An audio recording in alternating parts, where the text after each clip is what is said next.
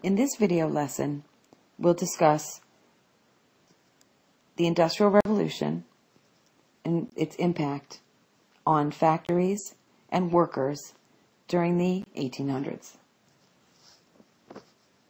Money for capital investment was not plentiful in pioneering America. Raw materials lay undeveloped, undiscovered, or unsuspected. Much of the coal during this time period was imported from Great Britain.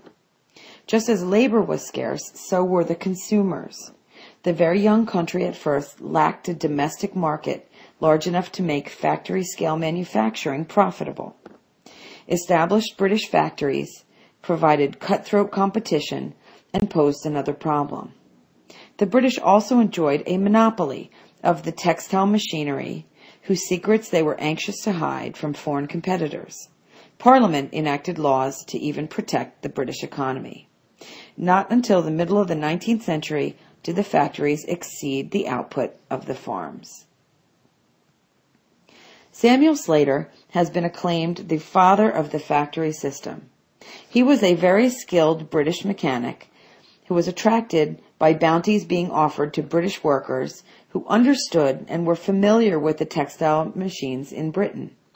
After memorizing the plans for the machinery in Great Britain, he escaped in disguise to America, where he was backed by a man named Moses Brown, who was a Quaker capitalist in Rhode Island. Together, they put into operation in 1791 the first efficient American machinery for spinning cotton thread. Although the mechanism was ready, where was the cotton fiber? And the process was very expensive to be able to produce the cotton. So another mechanical genius, Massachusetts-born Eli Whitney, now made his mark. After graduating from Yale and journeying to Georgia in 1793, he built a crude machine called the cotton gin, which is pictured here in this picture, that was 50 times more effective than the hand cleaning process that was currently being used with cotton. Basically, the cotton is put into the cotton gin, and the machine removes the seeds from the cotton, whereas before it would have to be removed laboriously by hand. The raising of cotton became highly profitable, and the South was tied hand and foot to the throne of King Cotton, following the invention of the cotton gin. The insatiable demand for cotton revived the chains on the limbs of the downtrodden Southern blacks. South and North both prospered. Slave-driving planters cleared more acres for cotton, pushing the cotton kingdom westward off the depleted tidewater plains. Factories at first flourished in New England, and though they branched out into the more populous areas of New York, New Jersey, and Pennsylvania, they were more profitable and more widespread in New England first. The South's capital was bound up in slaves. Its local consumers, for the most part, were desperately poor. New England was singularly favored as an industrial center for several reasons. Dense population provided labor and accessible markets. Shipping brought in capital. Seaports made import of raw materials and export or finished products very easy. The rapid rivers provided abundant water power to turn the cogs of the machines. So by 1860, more than 400 million pounds of southern cotton poured annually into over 1,000 mills, mostly in the New England region. America's factories spread slowly until about 1807, where there began the fateful sequence of the Embargo Act under Thomas Jefferson, the Non-Intercourse Act, and the War of 1812, which all effectively squashed American trade. Stern necessity dictated the manufacture of substitutes for normal imports, while the stoppage of European commerce was temporarily ruinous to the Yankee shipping. Generous bounties were offered by local authorities for homegrown goods.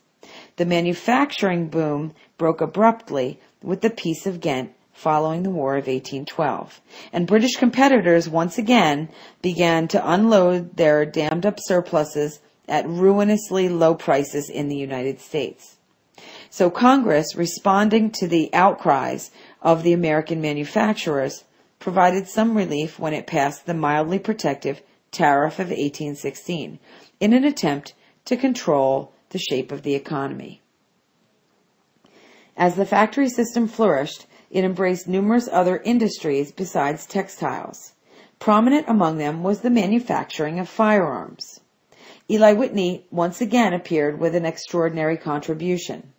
About 1798, Whitney seized upon the idea of having machines make each part so that muskets could be scrambled and reassembled. He invented interchangeable parts. The principle of interchangeable parts was widely adopted by 1850, and it becomes the basis of modern mass production and assembly line methods. The sewing machines, invented by Elias Howe in 1846 and perfected by Isaac Singer, gave another strong boost to northern industrialization. The sewing machine became the foundation of ready-made clothing and industry, which took root during the time of the Civil War. Each momentous new invention seemed to stimulate still more imaginative inventions. Patents in 1800 numbered only 306, but by the end of 1860, patents totaled over 28,000. Technical advances spurred changes in form and legal status of business organizations as well.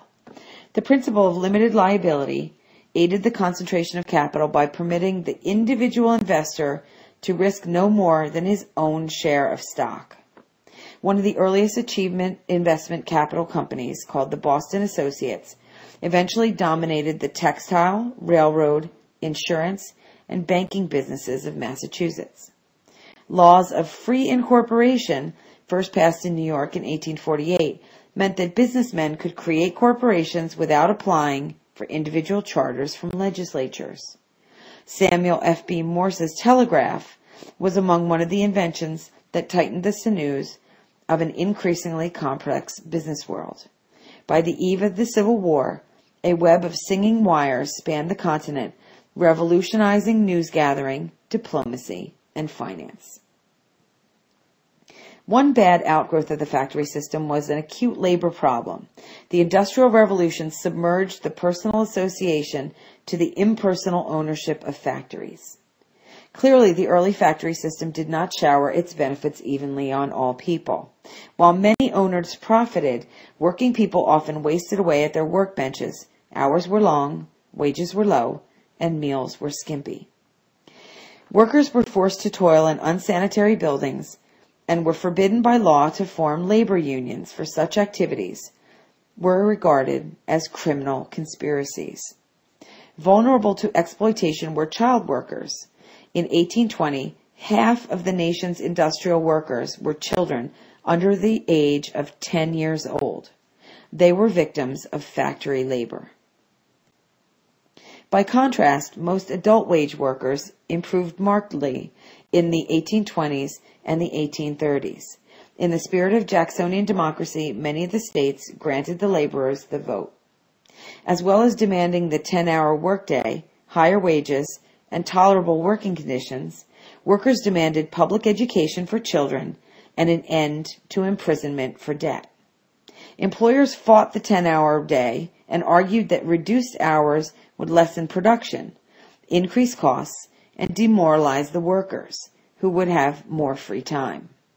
A victory registered for labor in 1840 when President Martin Van Buren established the 10-hour day for federal employees on public works. Day laborers learned that their strongest weapon was to lay down their tools. So dozens of strikes erupted in the 1830s and 1840s, most of them for higher wages, some for the 10-hour workday, and a few for such unusual goals as the right to smoke on the job.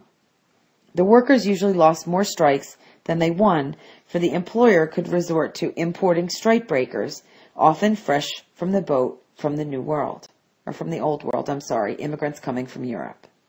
Labor's early and painful efforts at organization had netted some 300,000 trade unionists by 1830, but such gains were negated with the severe Depression of 1837. As unemployment spread, union membership shriveled. Yet toilers won a surprising legal victory in 1842 when the Supreme Court of Massachusetts ruled in the case of Commonwealth versus Hunt that labor unions were not illegal conspiracies. The decision did not legalize strikes overnight, but was significant in getting workers the right to strike. And we'll discuss more about the experiences of workers during the Industrial Revolution in our activities in class.